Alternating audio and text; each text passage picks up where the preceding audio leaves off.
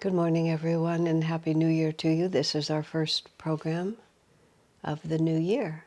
That's very auspicious, and we're going to be starting in on a new subject. So let's start with a prayer, and then we'll go on. Heavenly Father, Divine Mother, Friend, Beloved God, Jesus Christ, Babaji Krishna, Lahiri Mahashaya, Swami Sri Yukteswar, Beloved Master Paramahansa Yogananda, Saints of all religions, humbly we bow to you all. Dear friend and guide Swami Kriyananda, bless us with insight into your written words, that we may feel behind them your consciousness, your wisdom, your love, and your joy. We are your children.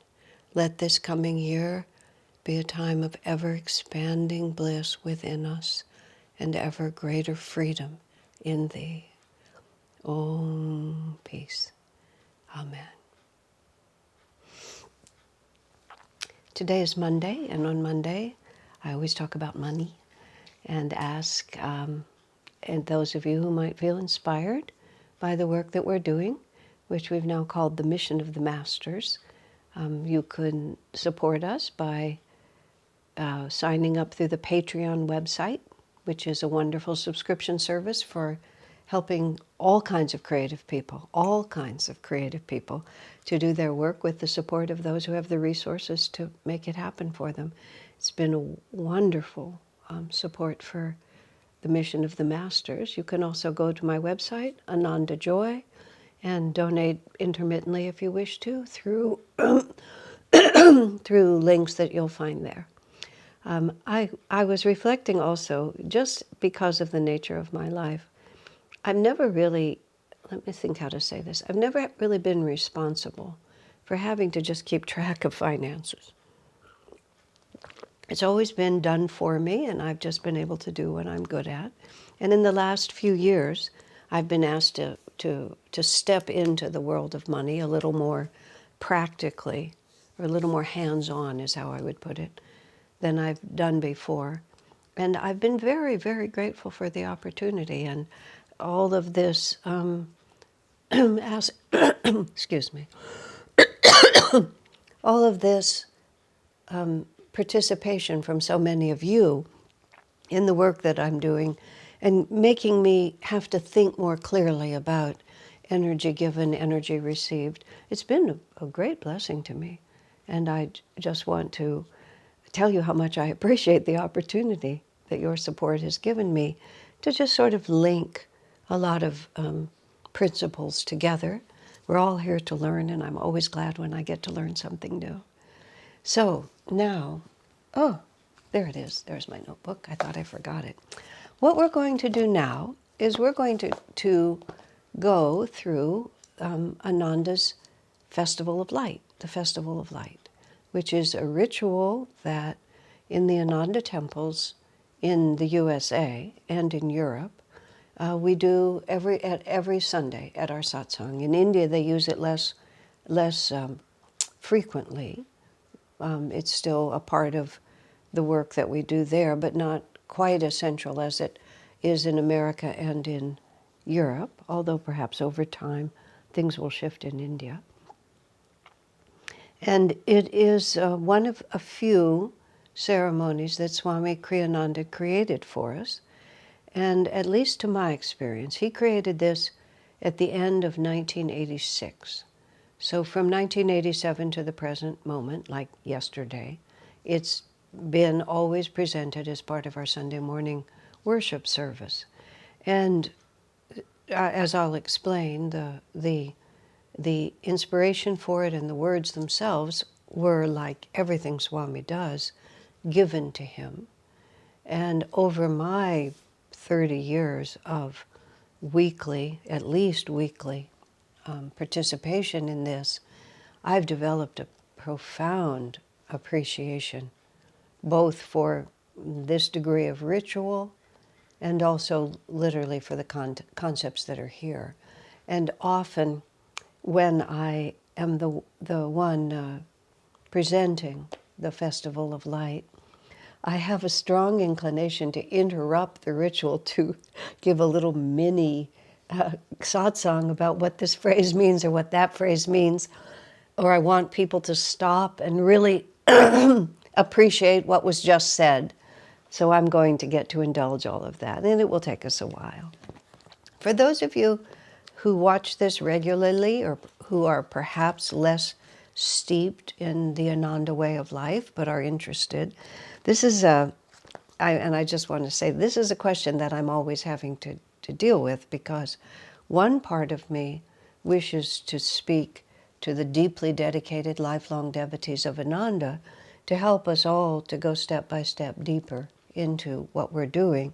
And as I talk about, in a general way, what the purpose and benefit of the Festival of Light is, that's part of it, is that once you put your foot on this path, plant your feet on this path, once you learn to meditate, perhaps become a disciple, perhaps take Kriya initiation, the potential for enlightenment is there, but it's never automatic. It's always a question of constantly re-energizing our commitment, finding new and deeper ways to explore consciousness. So I have a great affection for facilitating that experience. And on the other hand, I've always had both an interest and seemingly a bit of a knack for bringing people who are more or less new to the path to help them to understand what we're doing. So every time I make a choice about what topic to go to next, I'm always having to balance both these realities. And my sincere expectation and hope is what Swami Kriyananda said to me: the more central a truth, meaning the more it comes, the deeper and more seminal an idea, the more it can be applied in countless ways. So even if something may seem to come from perhaps a level of commitment that you are still considering, or not even considering, but are simply intrigued by, I'm hoping that any central truth that's described will also activate in you some expanding awareness, because it's all a very simple question. It's a question of expansion versus contraction. And every decision that we make in life, every decision, either reflects a desire, an effort to achieve greater awareness, or a desire to stay as we are, which is really just the same as choosing a contractive awareness. Because the force of our higher nature is always toward greater awareness. And the force of our less elevated nature is to try to avoid that. And so every choice that we have in life, you can have an enormous spiritual philosophy all around you, and God knows, and probably all of you do too, because you listen to me. I delight in the endless ramifications of even the simplest statements of Master and of Swamiji. So it's not as if that is not a worthwhile pursuit, but it all comes down, the enormous complexity of it comes down to very, very simple principle. Either I'm choosing to live in such a way as to ever expand my awareness, or I'm trying to freeze in place. And since nothing in the world ever stays the same, if we're not cooperating with expansion, that very lack of cooperation is contractive.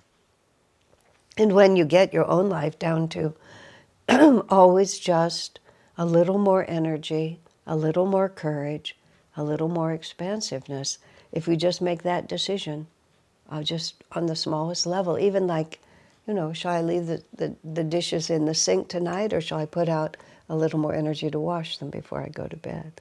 And maybe I can't quite wash them, but at least I'll rinse them so they'll be more pleasant when I get there in the morning. It doesn't have to be a Mount Everest of expansion.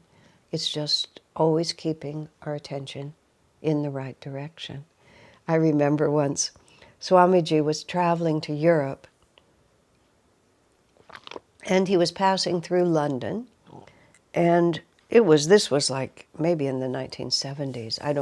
I say this because we have devotees in London, and I don't think any of the ones that are with us now were the people I'm talking about. That suddenly crossed my mind. I'm not casting aspersions on anyone we know. But I was always very protective of Swamiji to a fault. He would correct me because I was willing sometimes to sacrifice the well-being of others for his well-being, which he said was a natural feeling on my part, but it did not represent his feeling. And if I was going to represent him, I needed to follow his values, not my own prejudices. So anyway, he was on his way to Europe. He had an overnight stay in London. Whenever Swami would move from one country to another, which he did continuously over his lifetime, the finishing the business where he had been always took a tremendous amount of energy, and we'd essentially pour him onto the plane. He'd have the plane flight to recover, and then rarely, every once in a while, he'd have an overnight somewhere before he got to where he was going in the new lecture series and whatever else it would. So he had this overnight in London. But there was someone in London that he knew who would be very happy to hear from him, and conceivably even would be hurt if they had known that Swami had come through London and hadn't contacted them.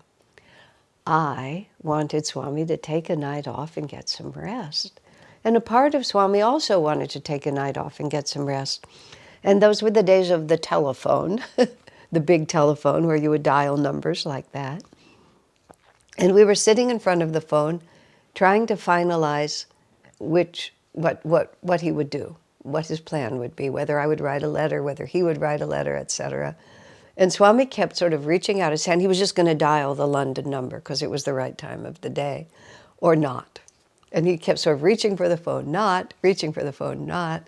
I finally said, Swamiji, I feel like you're trying to decide whether it will be more effort to reach out and have an evening with your friends there, or whether it would be easier to reincarnate so that you'll have to do it again next lifetime because you've made the contractive choice.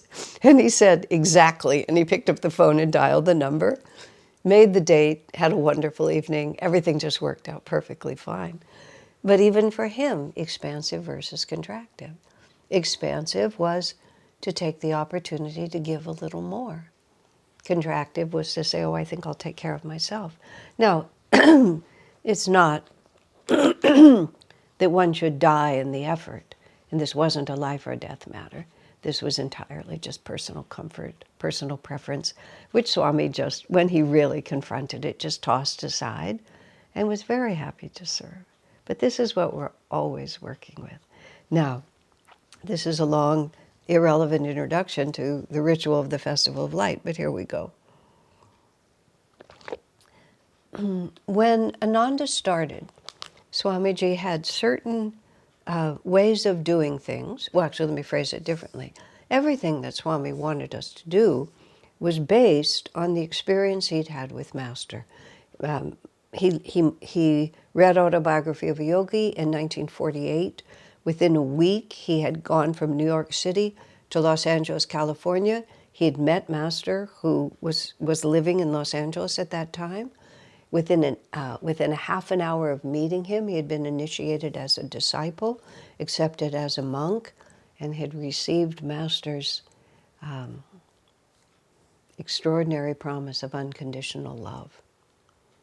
And from that point, Swami was 22 years old. It was 1948, September 12th. From that point until his last breath, Swami lived to serve Master. And everything he did when Master died 3.5 years after that meeting. So Swamiji had a very, very short period with Master. He was 25 years old when Master died. And Swami was 86 when he died. So there was a lot of time afterwards.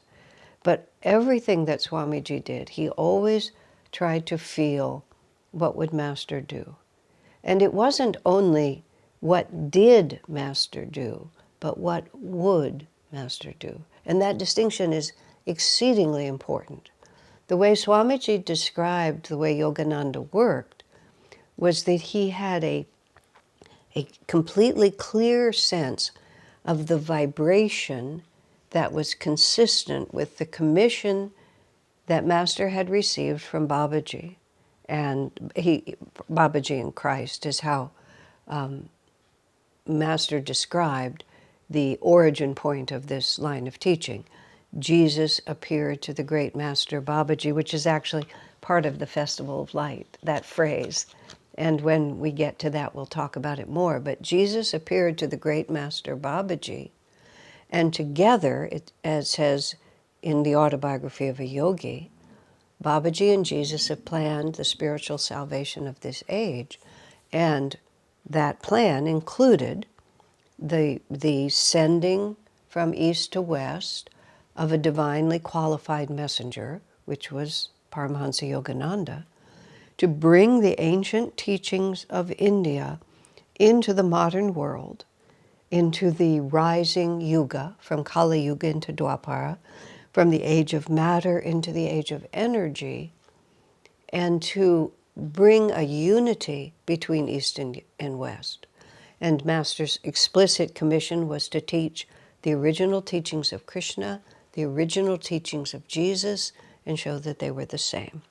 That self-realization, individual self-realization, is the unifying principle behind Krishna, Jesus, and all the true teachings of the avatars through the ages. So Master had, because of course he was an avatar, he had a crystal clear idea of the vibration that would facilitate this commission. You know, what he was here to do. Ancient teachings, underlying truth, self-realization is the unifying principle, East and West uniting. Now that is a very, from the top perspective, that's a very big panorama of possibilities.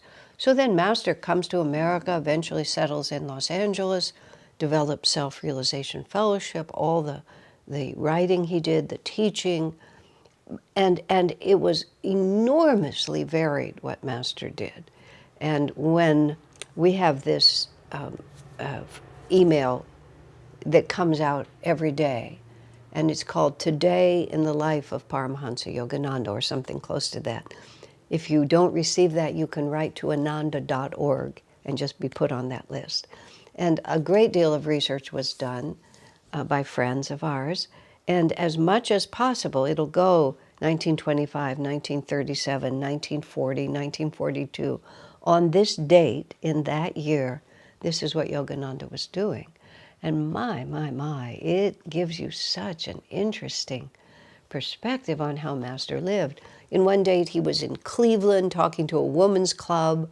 On another date, he was in New York City talking to financiers. On this day, he's giving a concert of Indian music. Here, he's teaching about how to have a successful marriage. Here, he's teaching about how to regenerate amputated limbs. And one of my favorites is, how to heal by superconscious power. He was called Swami Yogananda until 1935. Swami Yogananda will teach how to heal by superconscious means, and then parentheses, bring your sick friends. It says. Now, it wasn't that Master was there to teach healing and just to heal your sick friends. It wasn't that he was there to talk to people about how to have successful marriages. It wasn't that he was there to talk to financiers about money, magnetism, per se. It was that he was there to uplift this expansive versus contractive. Wherever anyone is standing, whatever they're involved in, there's going to be an expansive way to approach it and a contractive way to approach it. So Master went anywhere where he felt he could give that essential vibration and then help lift people's consciousness, raise them to a higher level of understanding. And so the way Swamiji ended up describing it, because Master also said about his work in the world that there is, quote, a blueprint for the work. And there have been, since Master's passing, which is now, he died in 1952, so we're now like, what is it, 70 years, since his passing, that individuals with a sincere desire to serve, but we all have our own particular lens through which we see the world. People have interpreted Yogananda's life and his words in very different ways. That's why whenever I and many of us from Ananda teach about self-realization, I always have to emphasize that my understanding comes through Swami, because there are other very noble, highly respected, advanced disciples, but they see it through their lens. And Swami Kriyananda's lens is the lens that looks clear to me. It's karma, it's the way things are, it's affinities, it's lots of different things you could say, but we are Master's teachings through Swami Kriyananda. And there are significant disagreements about this. Some have taken the blueprint for Yogananda's work to be literally like an architectural drawing, which is when you have an architectural drawing, you have to build it according to that drawing because it's engineered to match, and you need to know, in a comprehensive effort, you need to know how everything fits together. You need to have a doorway into the kitchen. You can't just build the kitchen and then discover that there's no doorway into it. You have to follow it in order for it to come out right. Swamiji finds that definition of how Master's work, what Master even intended when he said that. He says that doesn't conform to Master Swamiji's experience of Master or his own understanding about how to serve this mission of the Masters. And he said the blueprint is not like we think of it in a material plane. He said the blueprint is a vibration of energy. And it is written in the ether. There's a powerful, specific vibration, which is the consciousness of the Masters being projected to us. And certain things are in tune with that vibration, and other things are not. In 1987, on January 4th of 1987, which is not today, but is tomorrow, actually, is the anniversary of the day that I moved from Ananda Village to Ananda Palo Alto, where I've been for, well, this will be like my 36th year, I think I'll be completing here. Do I have the math correct? My 35th year. Okay.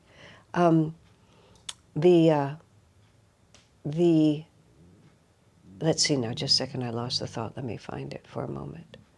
Oh, yes. So for my first 16 years, I lived at Ananda Village, where at that time Swami was in continuous residence. He traveled, but he lived only at the village. Later, he lived at Ananda Village, Ananda Sisi, and also Ananda India in various places. But at that time, he was constantly in residence. I was constantly in residence. And even though I was traveling a lot in the U.S., especially the West Coast during that time, I was still in physical proximity to him. And then, boom, I was kicked out of the nest, would be a way to put it. And ever since then, I've not lived in that kind of proximity to Swamiji, even though I've been in constant touch with him. All of this is to say, I had to begin to experience my own capacity at a distance to feel what that vibratory blueprint was. And the way I would feel that vibratory blueprint was through attunement with Swamiji, who was consciously working with me. And the fact that I was in touch with him through email and telephone and visits and so on, but there was a wholly different level going on that had always been going on, but it became more dramatically apparent to me when I was living at a distance and trying to create something that wasn't there yet. To feel what was going to be consistent with that blueprint, because merely because it's vibratory and not on paper doesn't mean it's any less exact, because you still don't want to end up with a kitchen that doesn't have a doorway into it. You have to, everything has to work together. And it is very, let me think, the word exact is not exactly true, but the vibration is very accessible and recognizable. And after a couple of years of this effort here, I really just deeply and profoundly appreciated how strong that etheric vibration was and how powerfully Swamiji was projecting it, projecting Master's vision. And because he's been my link, I could just feel it. I could just tell. And so this is how Swami himself, of course, this is how Swami worked. This is how he says, it's not just what did Master do.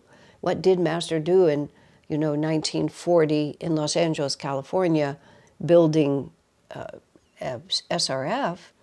It would be what would Master do in 1989 in Mountain View, California, trying to build an Ananda Center in this environment. Even just little things. Like I remember when I was beginning to travel at the beginning of the 1980s, and I said to Swamiji that the most popular class I could give was on the chakras. And Swami said, really? Just like that. Not because the chakras were an incredibly important subject. Master didn't even use the word chakra. He called them the spiritual centers. I didn't have to call them spiritual centers. I called them chakras because by 1980, that word had come into the English language, and now, quote, everybody knows what a chakra is. But Swami said, really? He said, when I was teaching in public, I could never have done that because people weren't ready or people didn't understand. So you talked about being a successful businessman and various other things, which we still talk about, but time has passed and things have changed. And Swami was completely supportive because it was exactly what Master would have done if he had been there in 1987 coming to Palo Alto to talk. So Swami's question always, not what did he do, but what would he do? And then he described Master's way of working was this. Master had a crystal clear sense of the vibration, and Master responded to every opportunity that was in tune with that vibration. And then he would see whether that opportunity would come to fruition or not. Such a perfect way to think about it. And when you go back into the old SRF magazines, which was called East-West Magazine at that time, that Master himself started. When he was starting the organization, he started this magazine. And I've had old copies of that magazine in my hands from the 30s and from the 40s. And you turn the pages of this little magazine, there are lots of little ads. You can get papayas, you can buy flowers, you can get goat milk, you can get carrot juice, you can get, my absolute favorite, you can buy this little thing that's called the Temple of Silence, which is a headband with earplugs, and then coming across the top, like this, in front of you, there's a star. And so the Temple of Silence, you put it on to meditate, and the earplugs close it, and then if you open your eyes, you can see the star, which represents the white star of the spiritual eye that you see internally. But what's fun, when you really begin to look at it, these are all Master's enterprises. These are not like he solicited advertising or somewhere. These are all the different opportunities that Master was following through because they were in tune with the essential vibration. And most of them did not endure. But what they represented is not only that Master approved of carrot juice and goat milk, but what they represented was his entrepreneurial spirit, the creative application of the teachings, the bringing down to a practical level anything that was generally in tune with the vibration. So when Swamiji innovated and did things that Master had never done before, it did not mean that Master would not have done it if he had been here and he'd been faced with the same choices and the same opportunities. So that's our beginning. Tomorrow we'll continue. God bless you.